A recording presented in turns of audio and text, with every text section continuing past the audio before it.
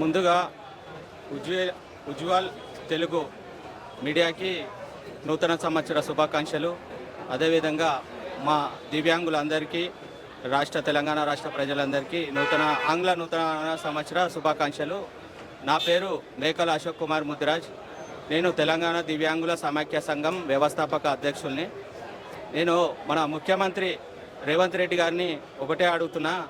ముఖ్యమంత్రి గారు నాకు డిసెంబర్ 9 తారీఖు నాడు ఇందిరమ్మ రాజ్యం వస్తే 6,000 పింఛని దివ్యాంగులకు, వృద్ధులకు, వితంతులకు 4,000 ఇస్తామని చెప్పారు.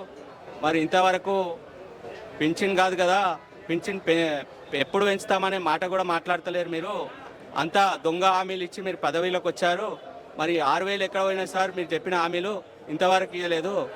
మరి ఇందిరమ్మ రాజ్యం వచ్చినట్టా రానట్టా సార్?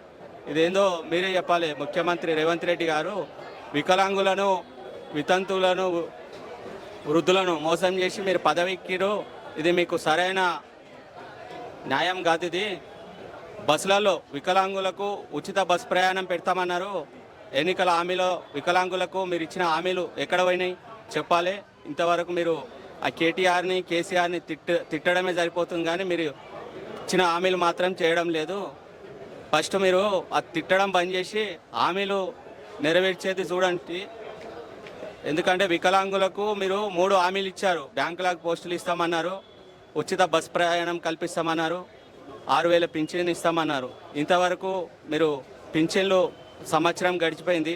ఆ పింఛన్ల కోసం ప్రస్తావన లేదు, పింఛన్లు పెంచింది లేదు. మరి మీరు ముఖ్యమంత్రి హైడ్రా అంటారు, అదంటారు, ఇదంటారు. పేదోళ్ళ మీద కాదు సార్, పేదోళ్ళకు సేవ చేయండి, పేదోళ్ళని ఇది చేయండి, కానీ పేదోళ్ళ ఇండ్లు గులగొట్టడము ఇది చేయడం కాదు సార్. వికలాంగులకు బ్యాంకులాంగు పోస్టులు ఎప్పుడు ఇస్తారు? 6,000 పింఛన్ ఎప్పుడు ఇస్తారు? అది చెప్పవలసిన అవసరం ఉంది. లేకపోతే మా వికలాంగుల సమాజం అంతా పెద్ద ఎత్తున మీకు కాంగ్రెస్ ప్రభుత్వం పైన తిరుగుబాటు జరుగుతుంది. దయచేసి చేయండి.